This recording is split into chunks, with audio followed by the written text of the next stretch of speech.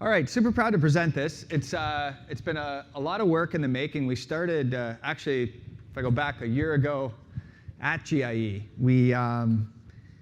I went through some tips and tricks and some questions and that stuff, and at the end of that presentation, we solicited feedback and voting. So we sort of put a list there of features that you'd like to see and gave everybody on their smartphone sort of 100 points or $100 they could spend on development. And people allocated it however they wanted. And that nicely stack ranked for us what kind of features that you guys were looking for.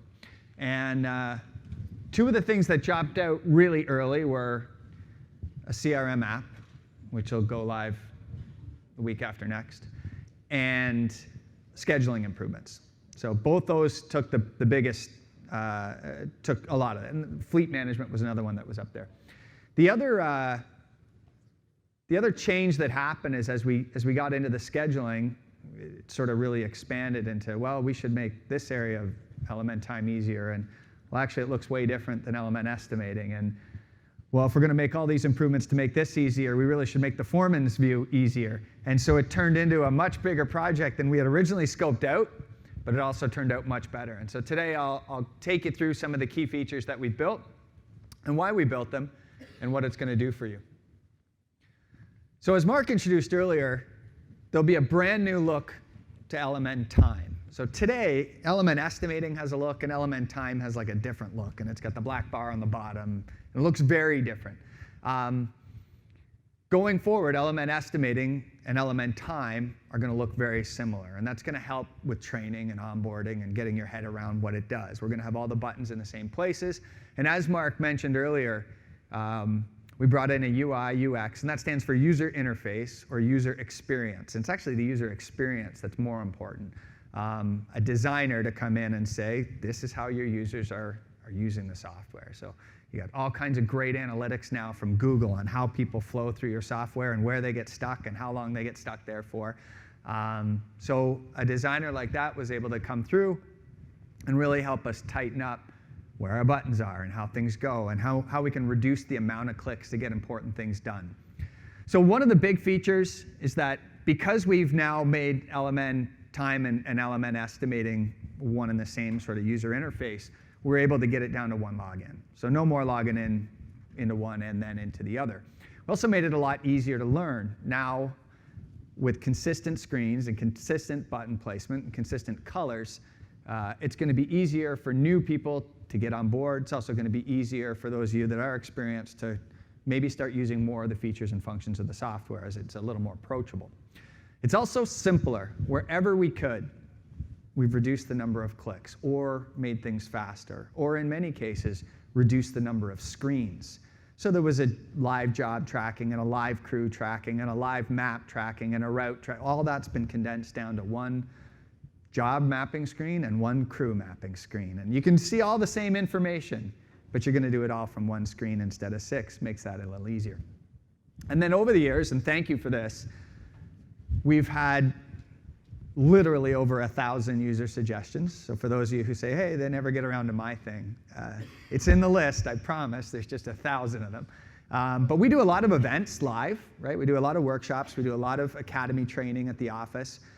And then we've got the live chats. We have tons and tons of interactions with our users constantly. Daily suggestions come in. So we're putting those in there, and as Mark said, stack ranking them and prioritizing them accordingly. But as part of this update, we literally put in as many as we could along the way. So while we ripped apart a screen, back to the user suggestions, let's see what people were suggesting, and let's see what we can't make part of this update. And that was super fun to do. To start, we've revamped the job screen.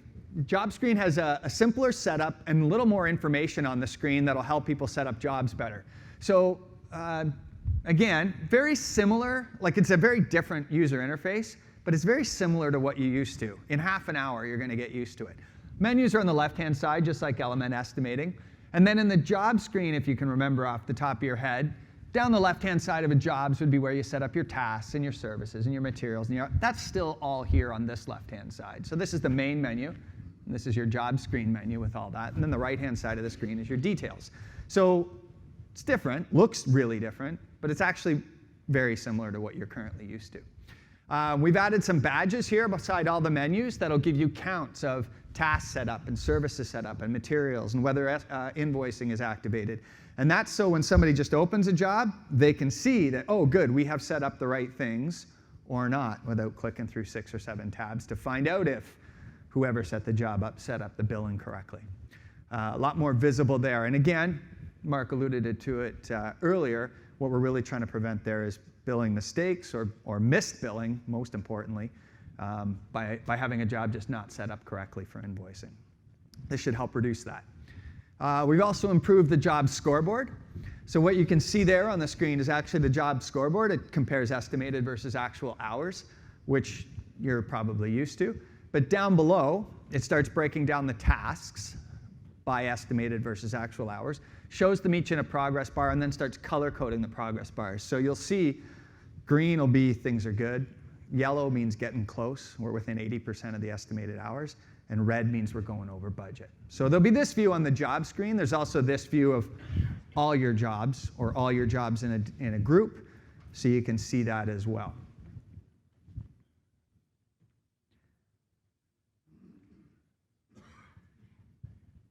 As I mentioned earlier, the live tracking screens have been condensed and simplified so you don't have to see 5 or 6 different screens to get the information you want. There's basically 2 screens. I'll flip to live just for a second to give you a quick show. If I go to live tracking, I've got 2 options on the left-hand side. If you can see my mouse, I'm over there on the left. If I go to job tracking, and then I'll pick a job group.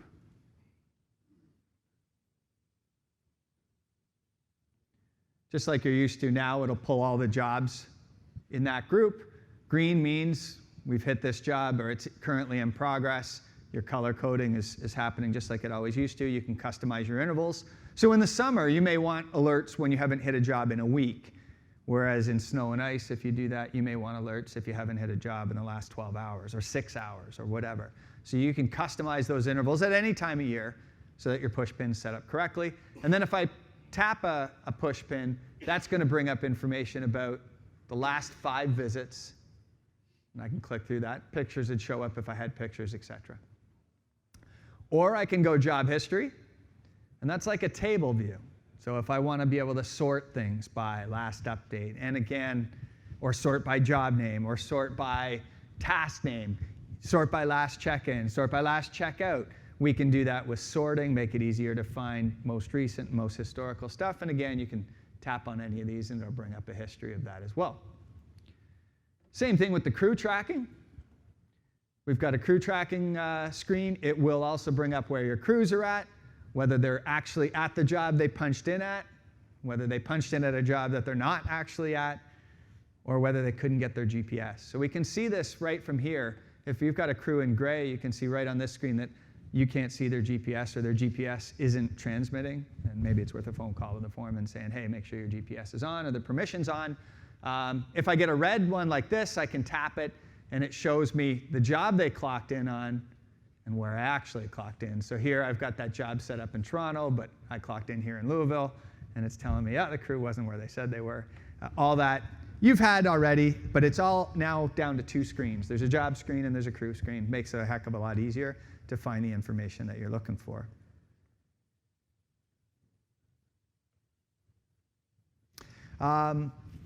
You can also, as I tap through those, you can look at your job notes. When you've taken photos, they'll show up there as well. You can dive into a complete history. And as I showed you, get the live location comparison. Tighter payroll. Mark talked about this one earlier, and this was something that came back from a fair number of users, and we wanted to make sure that we addressed it as well as we could. The issue is that when we're approving timesheets, oftentimes the foremen haven't entered everything perfectly. You may have forgotten people, you may have double entered people, people may be working more hours than are even conceivably possible. So now what it'll do is, as you open a timesheet right on the approval screen, we've always had warnings, but you had to go to payroll warnings or you had to go to timesheet warnings to find them. And they were there and they would tell you about them, and then you go back to payroll and deal with it. But the real issue is when you're approving a timesheet, we want these warnings to be in the admin's face, whoever's doing the actual approvals. So now when I open a timesheet, what's going to happen is it's going to take about half a second and scan it. And the intelligence built in behind it is going to look for things like, is this person working more hours than you've configured in a day to be reasonable? Or do I need a warning for that? Is this person on 2 different timesheets? Did this person take a lunch break or not? Did this person make edit to their timesheets? And as you could in the old version, I can click on that. I can see details of actual GPS locations, claim GPS locations, and anything else.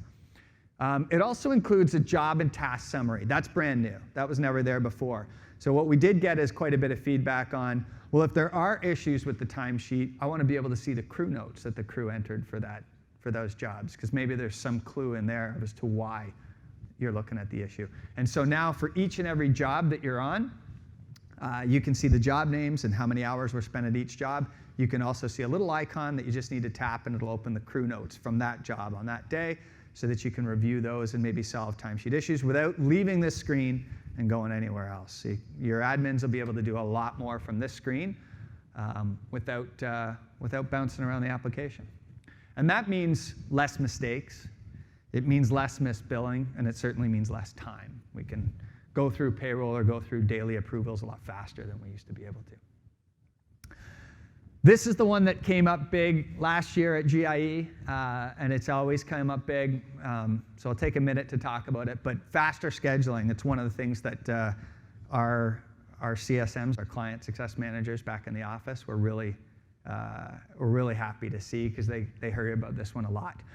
The issue, as Mark talked about previously, is that landscaping's tough to build software for, because it's like, okay, we'll build software for landscaping. But inside landscaping and that umbrella, you've got design build, you've got T&M design build, you've got maintenance, you've got, which are more recurring and over a long period of time. You have one-off jobs, you've got irrigation type of scheduling, you've got turf care type of scheduling, which is really quick visits, and you can do a whole bunch of them in a day.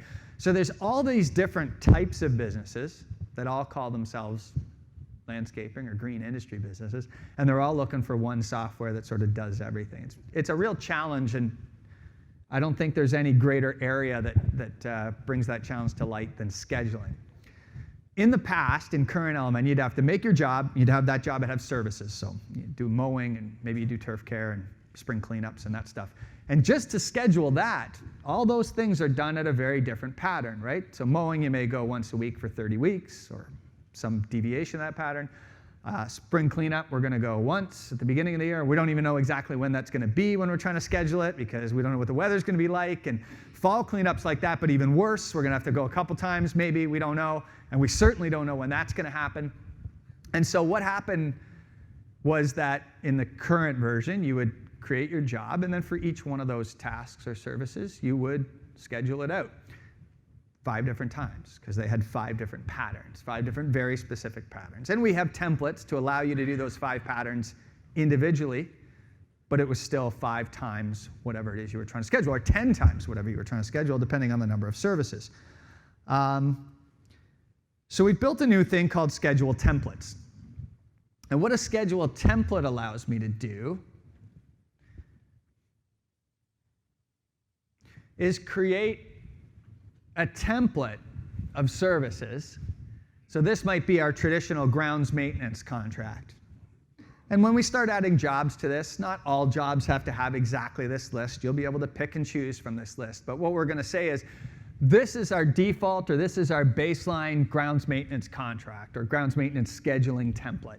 It includes something for annuals and beds and fall cleanup and spring fert and grub control and mowing and spring cleanup. And each one of those have visit schedules just like you're used to in the current time. So there's a start date, there's an end date, there's an interval, and a time factor.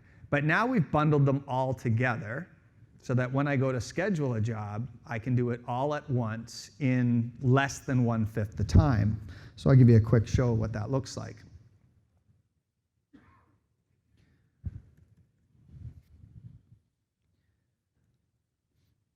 So here's a job that might represent a normal grounds maintenance job. No scheduled visits right now. So I'll go to scheduled visits, and we'll just go up here to add. In the old version of Time, many of you were used to the black bar across the bottom with all kinds of buttons.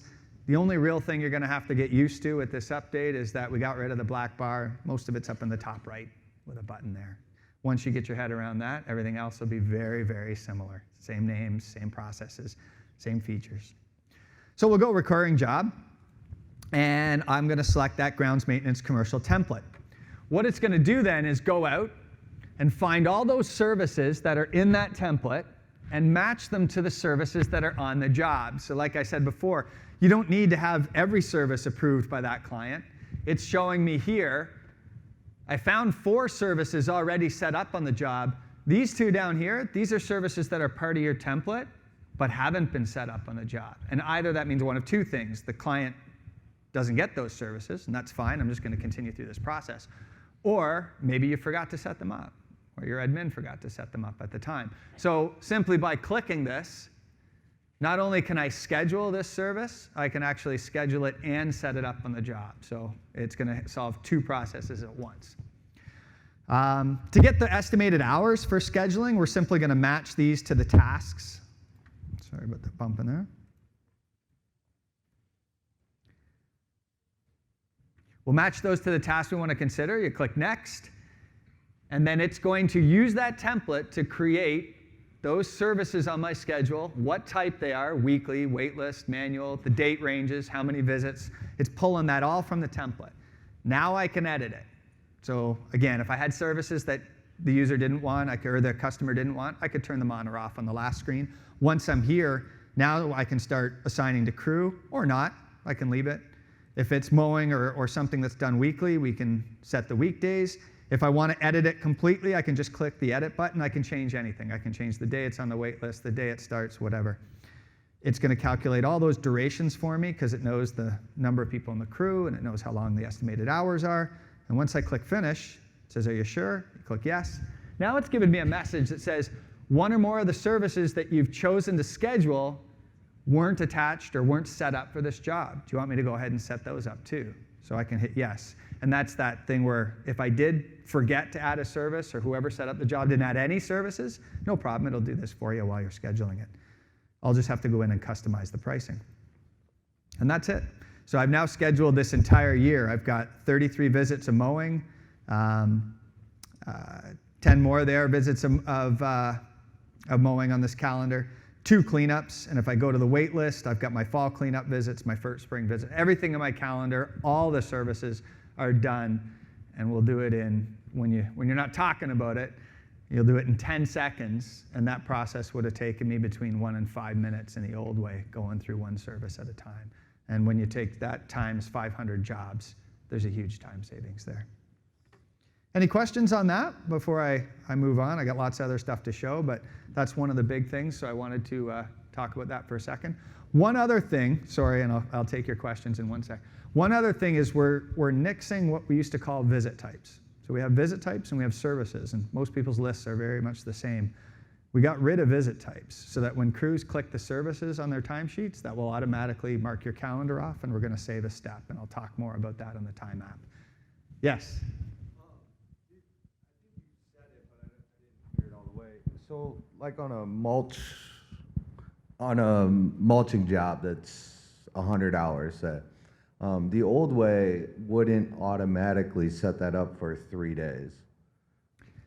Depends on how you're scheduling, whether you're using non-recurring or recurring tasks. Like a 3-day mulch job would be a good example of a non-recurring task, because that's not something you're going to do over and over in a year. And if you did use non-recurring, it will schedule it over 3 days. So on the non-recurring, though, you couldn't mark it as complete, or the crew couldn't. That's always a tough one, because the crew was always marking stuff as complete at the end of the day. There's a way to do what you're asking for, and the good thing is like, or a way people have been doing it is to track mulch incomplete with a track quantity, and at the end of every day, they can do mulch incomplete and enter the quantity of mulch they've used. If I assume you care about that. You don't have to do that. That's an option. And then on the last day, you do mulch complete. So for those, it's always tricky for the crews to understand what complete means, right? At the end of the day, they're likely to hit mulch, right? Because that's what they did that day. Yeah. And then your office is likely to think it's done at the end of day 1, but it's not. It's a 3-day job. So the easiest way around that is to create 2, mulch incomplete and mulch complete. I know it's a bit of a big answer for this like short time frame, but Yeah, I get it. Thank yeah. you. Okay, cool. Yes.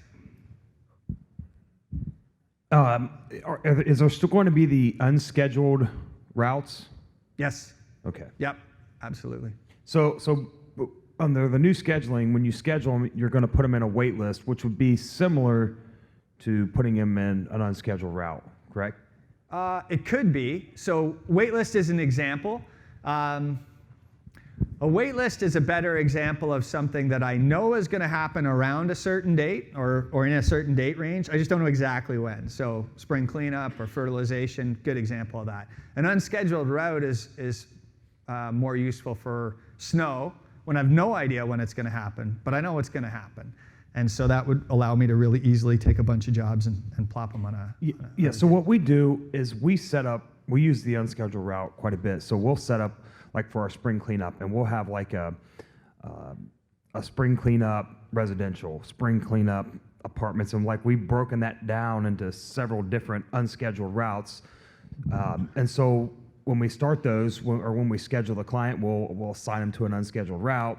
And then when we start those, we're like, well, we're going to start our residentials this week. And so we'll move all them onto the schedule and work our way through it, and then pull the next unscheduled route in. Yeah, that'll work. I might suggest waitlist, but I don't know all your processes, and right now it's too quick to serve. But yours will certainly work the way you described it. Yeah. No, you won't have to change anything. No.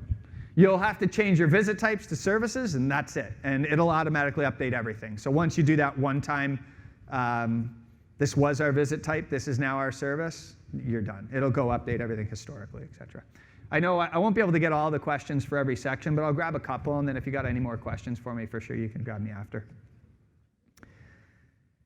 Okay, so once we'd started fixing up LMN time from the office view, and making a whole lot of changes and making things for the better, faster scheduling, whatever, we naturally said, well, the app has got to change as well. A, to accommodate for some of these major changes, but B, while we're making the app easier to use for the office, it's arguably more important to make the app easier to use for the foreman. So that was next. So we took the mobile app that you're used to and ripped it down to the studs and built it up again. With a bunch of new improvements there. The primary goals for improving the app were as follows: faster to use. So we did get a lot of feedback from people saying, geez, I wish it was less steps. The app was built the way it was because it made clocking in fairly straightforward. It had a few steps, but every step was one process. Pick your job, pick your task, pick your staff, pick your time, clock in. So every step they could focus on one thing and make it to the next step. But it was more clicks than people were liking. So we took a really hard look at what we're currently using, what foremen, and there's lots of data to support this, which is nice now. Is that 50 million clock-ins I think we're up to now? So we could take all those clock-ins and look at, well, how often are they changing the staff, and how often are they doing this, and then really sort of try to optimize the way it flows for the foreman. We also wanted to make it easier to learn. There's turnover, so the faster people can get up and running with this, the better it is for you and us.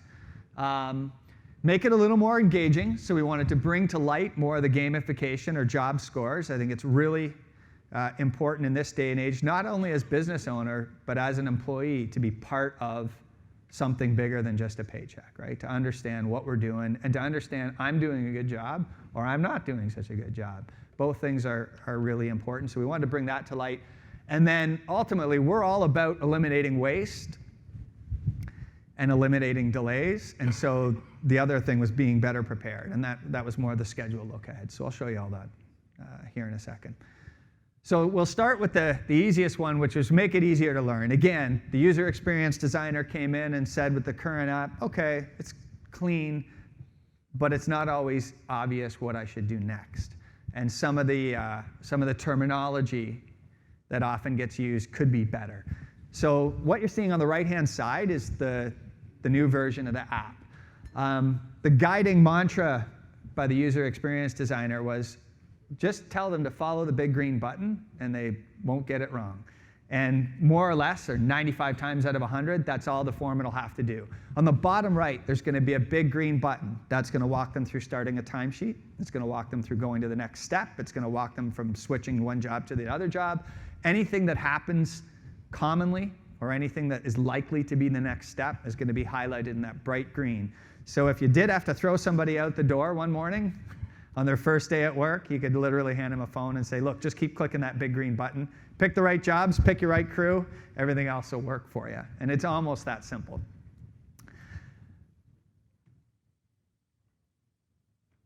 Punching in faster was a big concern, especially for contractors that do high volume maintenance and snow and ice. You're doing a clock in the morning and a clock out at night for design builds, not such a big deal. But if you're clocking in and out at 20 sites in a snow event, speed is of the issue. So we took the clock ins down. I can show you what it used to look like. This is the old app, and this is the current punch-out process in the worst case scenario. It's not always this many steps, but in the worst case scenario, your crews would have to do this. And like I said, every screen, it was one step. They would pick a job, they'd pick staff, then they'd pick their task, then they'd pick their date and time, then they would track what services they were completed, and then they could, if you had that thing scheduled, update the schedule. So we really went through this and decided, well, what are the things that don't get changed very often? Again, able to pull all kinds of data to support this and said, well, most of the time, other than in the morning, they're not changing the staff. So let's give them the option to change the staff, but let's default to the right side and take this step right out. And the task and the date and time, we could combine these. Both of these are necessary, but we could combine them into the same screen. The task defaults to the thing that's most important. The time defaults to where it currently are, like date and time. So these things don't often need a lot of changing. Let's make these the same. Track services we still need, but update schedule we don't. What if the services actually drove the schedule? And that's part of what I meant a couple of minutes ago. And so we got rid of that. So this same process, worst case scenario, is now this process in the new version of time. So we've literally taken it down by 50%, the number of clicks. They pick the job. That lands them on the task and time screen. So the task starts at the top, and the crew that they're clocking in is here. If they need to edit the crew, for whatever reason, somebody leaves at lunch or whatever, there's an Edit Crew tab, but by default, I don't have to touch it. So it saves me a whole step. So I can still do all the add somebody on the fly, get somebody out on the fly. We can do all that. It's just not in your face all the time. Changing the task start is also just as simple. There's a little green icon right there to let the user know it's editable. But all I got to do is tap that, and I can back up the time if I need to. But assuming I'm doing it when I should, I'm simply going to pick my job. This is going to default to everything correctly, more likely than not. I can still change tasks if I need to, and then I hit start. If I'm leaving another job, that's when the services and notes for the last job comes up. It's a little cleaner and more polished than the previous version. I'd simply tick off what I've done and hit save, and that's it. 3 steps, I'm in and out. That services is now what's going to drive your schedule. Like I said, we got rid of visit types because we had to ask that extra question. Okay, now that's gone. It'll simply be done by the services that you select.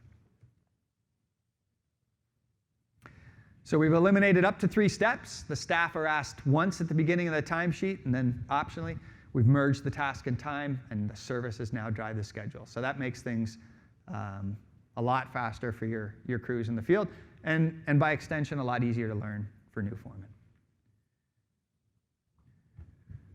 We also took this feedback very seriously. This is another top sort of suggestion list, but people wanted to see in the list of services for the job, well, which ones was a crew supposed to do? Because they don't always know. Okay, so the only way we would know that is to look at your schedule. So what it does now is when a crew clocks into a job, it looks at the list of services assigned to that job and says, is there any scheduled for today for any crew?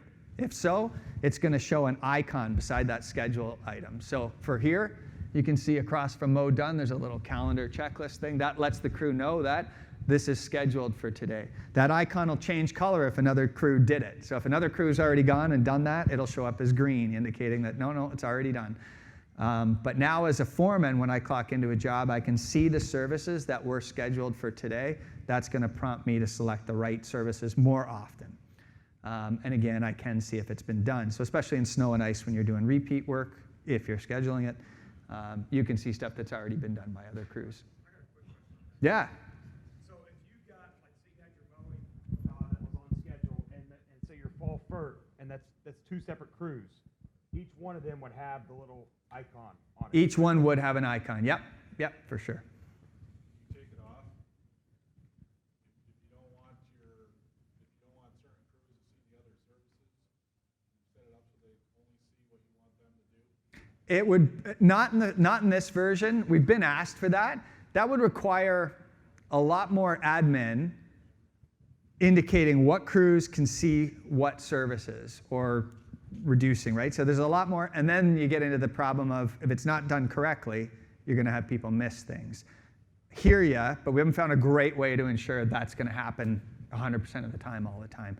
And it could be onerous from a. If I'm a FERT crew, I generally know I'm there to do the FERT, and the mow crew's got mowings, and they're generally, and I hear ya, but for 90% of the time, it's really clear what we're there to do. And I don't want to make it too complicated for the exceptions either.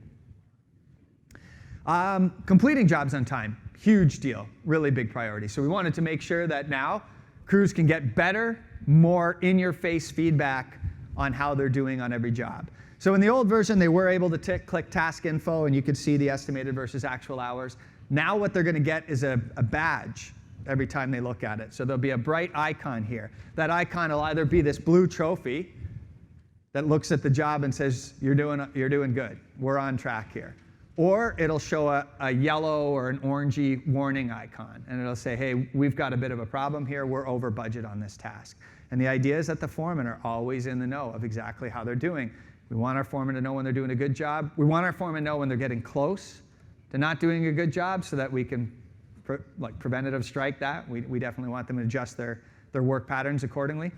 And we really want to engage our staff around, the fun of being in business, the scoring part, right? You can punch in and punch out on a clock every day, but when you know that there's a score and there's metrics and you can be watched, it just makes work a little more fun, particularly for good staff. Driving directions were another one that people had asked for. We had always had on the bottom of the old app a button that you could click to say job map, and you could click that and it would find the map to the job. But if I was in the middle of clocking in, it's kind of disruptive to my process. I got to go to the job map, I got to find the job, I got to come back to the clock in process and continue. So that's the old version. I could just clock in, and if I had to find the map, I'd have to back out and get to the map and whatever. The new process is on the right-hand side. You can see as soon as I pick a job here in the drop-down, this button here, View Map, comes up. And I can just tap that, and it'll find all the applications on your phone that could be a map. So it could be Google Maps, it could be Waze, it could be anything you use for maps.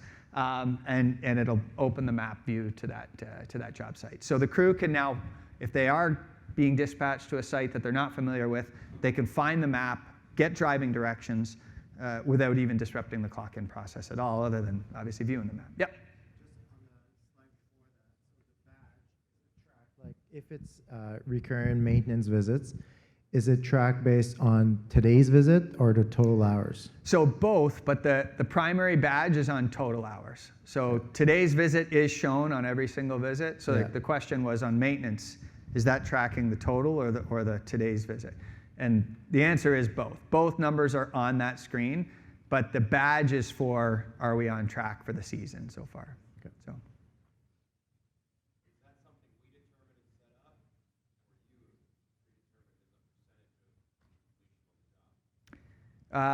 You mean, I think I know where you're getting. Like, are you talking about prorating it? Sort of like, are we on track for up to the end of May kind of thing? Is that where you're driving with that? That is going to be sort of the next evolution of it. So it doesn't do that yet. And one of the main reasons are because our users are seasonally all over the place, right? We couldn't possibly determine it. Somebody in Australia is certainly not going to have the same mowing schedule as I have in Canada.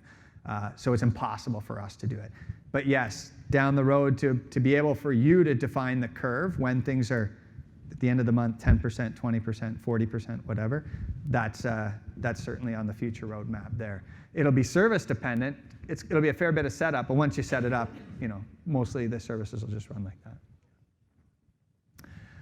that.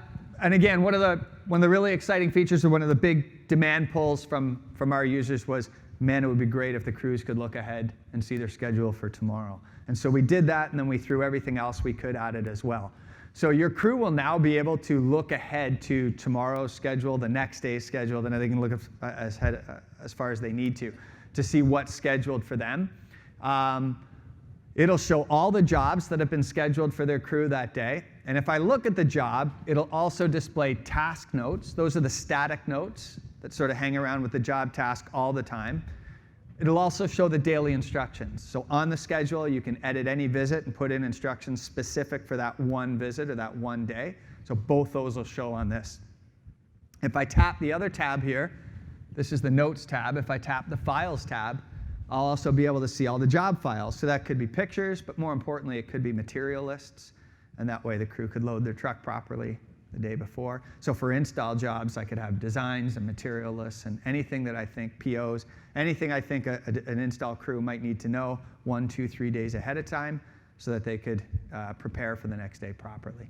Yeah, that was a big one, a big request for sure. So that's all part of the app now. There's just one new button on the bottom that says schedule, and that's where they can tap schedule and look ahead or look back or whatever at the end of the day. They don't have to be clocked into that schedule or any of those jobs to see that. That will go forward.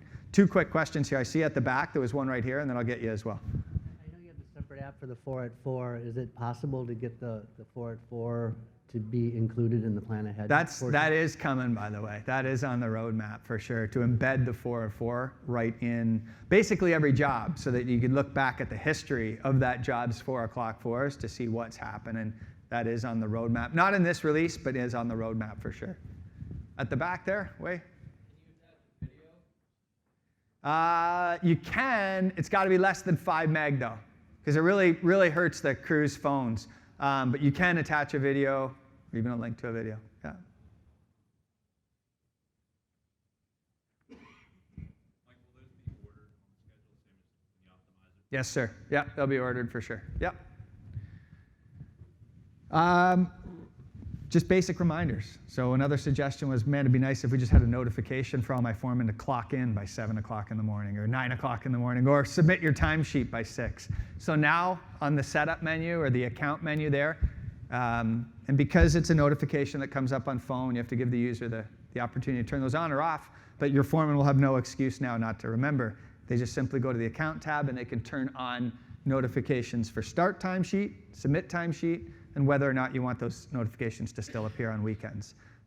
So now they'll get a pop-up notification, just like they would if they got an email or anything else, on their phone, reminding them to clock in and at the end of the day submit. So we should have better information coming in. Also brand new coming out is the CRM app. This was the one that ranked top at our meeting like this last year at GIE. So they said, we'd like to be able to have access to all the CRM information from my phone without having to have a laptop with me. So we built that. It gives you the opportunity to work with your client, customer, and lead data from anywhere, because you can do it just on your phone. Obviously, you could always do it on your laptop with an internet connection, but people aren't always having their laptops on them, and so it makes it a lot easier to work right off their phone. Ultimately, though, it's going to really drive faster turnaround times for sales and issue requests, and hopefully help you all close your sales at a much higher rate.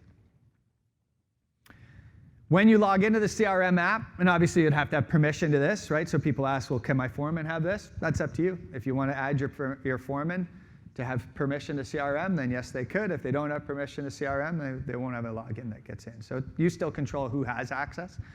Your CRM dashboard looks like it does on the right-hand side. When you log in, it'll show you your estimates at the top, what's pending, what's lost, and what's sold in terms of counts for the last 12 months. And then it'll show you a list of your overdue and upcoming to-dos. So the only to-dos that'll show here, on the main screen anyway, are to-dos that are either overdue or due within the next week. So it's your the stuff that you really need to focus on. The rest of your to-dos are just in another section of the application. Your menus are on the bottom, just like LMN time.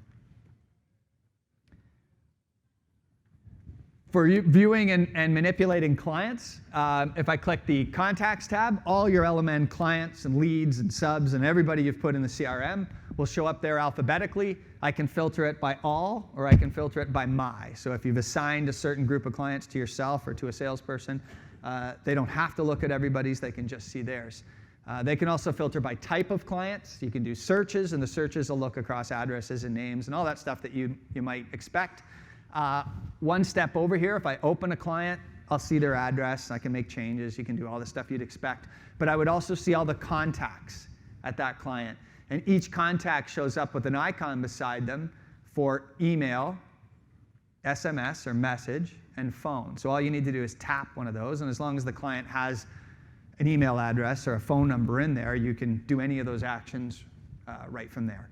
Of course, you can also tap any address, and it'll bring up a map to that client as well. You can add new clients on the fly. You can add new contacts on the fly. You can add job sites on the fly. You can do basically anything you could in the CRM web app, in the mobile app. Communication history, that's the next thing over here. As the flow would be, I'd go to meet a new client. I could add them in here. I could add their contact information. Then I'm probably going to make a note about their conversations. And as soon as I do that, the office has all that information. I may also want to upload photos. So from site, I can take pictures of anything, especially if it's a new client or an existing client describing an issue or a problem. I can take pictures of that. And again, as soon as that photo uploads in a matter of seconds, the office will have all that information and get ready to deal with it. I can also assign to-dos to people from the photos and get the email alerts and all that kind of stuff as well. All the same stuff that you might expect from the web app. This should help us get our leads started faster. Certainly do a better job of recording issues or upsells or requests. It's really easy when you're out on the road and it's late at night to take in some information, to not have time to document it and then forget it. Now we can do it right here on the fly. And another good use is to document starting conditions, especially if you're in the service or snow industry, a great time to log what a site looks like. And again, you got your to-dos, so you don't have to miss anything. We can create to-dos, we can edit to-dos, we can assign to-dos to others, we can mark to-dos as complete or incomplete really easily. When you swipe to the left, you have the ability to change the status, or you can open it and change it from here. Mark as complete, it's a really big button up in the top right, makes it really easy to see and knock something out. And as soon as I complete it, it'll disappear from my dashboard. It'll still be there, obviously, but it'll disappear from the dashboard. And those are our 3 major launches. As Mark said, launch date is 28th. We'll actually be updating it on the weekend before. So we'll have a bit of downtime on Saturday. Not a whole lot, but it may be down for an hour or 2. Depending on how things go, it'll be right back up. You'll have all your existing data. You're not going to lose anything, but you're going to have a very good look, a very different look on Monday. Next week, we'll be sending out lots of information about the new screens, some preview videos, some information about what's coming, so that on that Monday you're not caught flat-footed. But we've got all kinds of help documents that are sort of ready to go and get you warmed up. It will look different, but I promise you it won't be strikingly different. For a couple of days, you'll be a little bit, the look can stress some people out, especially people that really like not change. But I want to emphasize all the same features you have, they're there. Most of the features ask the same questions, work in the same workflow manner. It's just the button isn't here anymore. It's up here, hidden behind the thing. And if anything, the workflow is simpler, easier, less information to fill out. So give yourself 5 days and a couple of aspirin, and you'll be fine. All right. Any questions that I haven't covered? Hey, will you all be working with any design software in the future? That would be cool. Thought about it. Yeah. So the question here was, will we be linking with design softwares anytime in the future? We've certainly explored the possibilities. It's tough because you really got to set up your design in a way that's good for quoting. So, and that gets complicated, right? When you get into base and stuff like that, that doesn't necessarily appear in a 2D design. So the short answer is I've looked at it, but it's complicated. I don't have anything on the immediate horizon, for sure.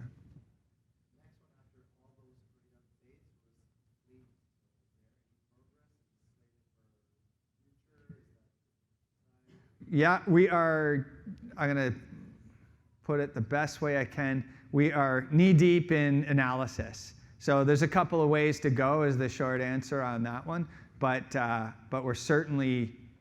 it's certainly right up there on the list of our features in progress of analysis, yeah.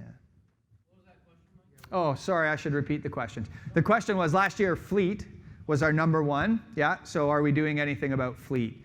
And my answer was, yeah, we are, just nothing's at a point where we can show yet, but it is something that we're seriously looking at. Did anything change with the way reports are lined out, the reports? Reports we kept mostly the same in terms of are they lined up. We have added some new Excel reports. That's one thing people keep asking for, less in PDF, more in Excel. We made 2 new giant job history reports in Excel that have a ton of columns. So if you're looking at either time data or service data, so what services were completed on what jobs on what day and all kinds of associated information with that, 2 brand new Excel reports that both spit those out.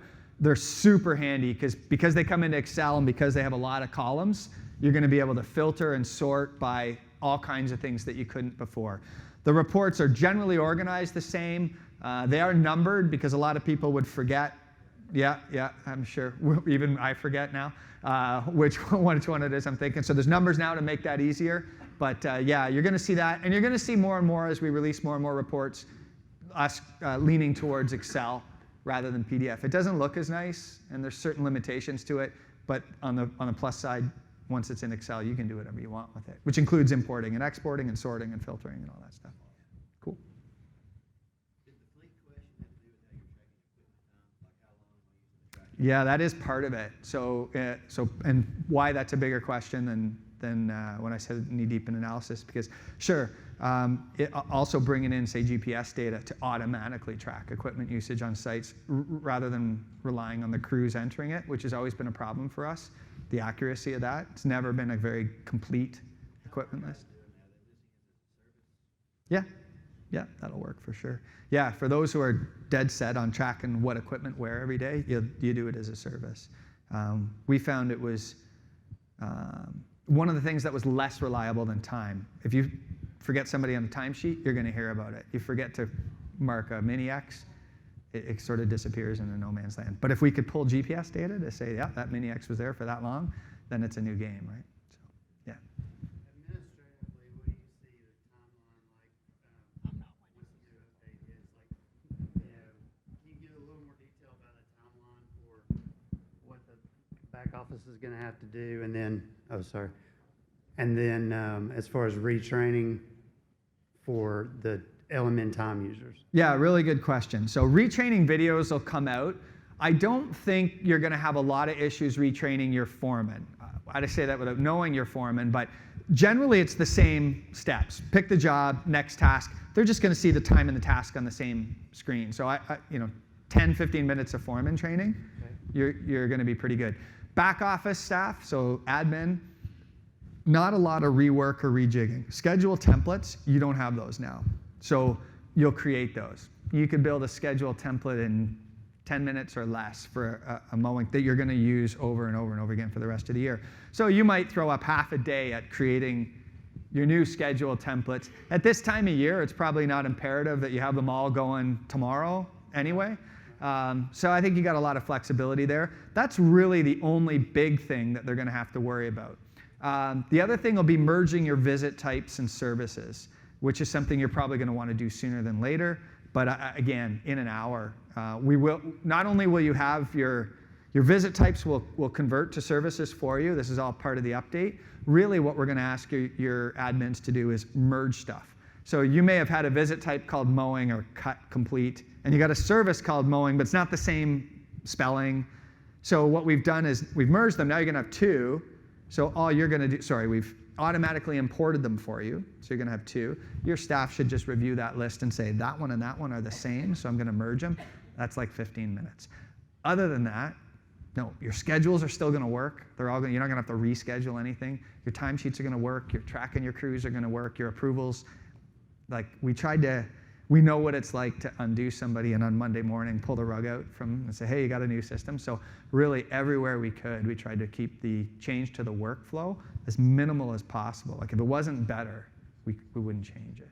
So, yeah. Do you guys do anything with billing? As far as, it's pretty straightforward for the service side, but the standard side, going through the LMN to QuickBooks, or is that still? Are you talking about like sort of creating a payment schedule ahead of time? Like yeah, so that's not in this one, but it's right near the top of the list for improvements to the standard estimates, is to add the payment schedule generator there. Thanks. But there's some big billing stuff coming out in the next couple of months. I can talk more about that after. Hey, Mike, what about the option to be able to email an estimate directly from LMN? Is that something on the list also, or? Yeah, it's not in this. That one's knee deeper. Knee deeper? Yeah, Okay. I'll say that and I'll leave it there. But yeah, we are actively working on a whole new way to communicate with clients, and that is for the next major release, so not minor, but the next major release, we'll focus on that. That and a bunch of other stuff around that. Any update on Job Site Watch? In terms of, like, yes, it'll have to update the services, Yeah. but that sort of goes along with his question. it needy Yeah, in there too. there'll be a much sort of robust Job Site Watch or version of. That'll still do the same things it does, plus a whole lot of others. Okay, thanks. On those reminders, remind them to do a 4 o'clock app too. Yeah, like a notification on the 4 o'clock. That wouldn't be that hard to fix on that. I tell you what, though, when we sort of merge that into LMN time, we'll just make another notification for that, fill that out with a customizable time, because 4 o'clock 4 seemed like a good name for us. Now I hear everybody's got different times for it, so kind of the 1 o'clock 4 doesn't have that same ring, but we'll call it something. How are we doing for time here? Time for one more? Great. Yeah. Sorry, Arun, can I get maybe somebody who hasn't asked a question? I'll talk to you right after, no problem. Is there anybody that that didn't get a question asked that wants one? Yeah. Have you considered distributing travel time equally between the maintenance jobs at all for mowing crews? Considered it, yes. It's not always the most reliable way. It's not necessarily reliable. It's a nice average, and it comes with some penalties as well. You're still going to have to clock in and clock out, right? Mm-hmm. Because otherwise it wouldn't know that you've left the job or not. Right. So I don't know if it's. A lot of times people think it saves a lot of time. I don't see a huge time savings in it. If the crew has to indicate that they're leaving the job and getting to a job in order to track travel time accurately, then you just clock into travel time. It doesn't seem to be, but I've been asked it. It's more accurate to do it the way it does. And I haven't yet seen like a really compelling reason to average it, but I'm not closed-minded to it either. Okay. Yeah. Thanks. Good. All right. Well, thank you all for sitting in. If you have any questions,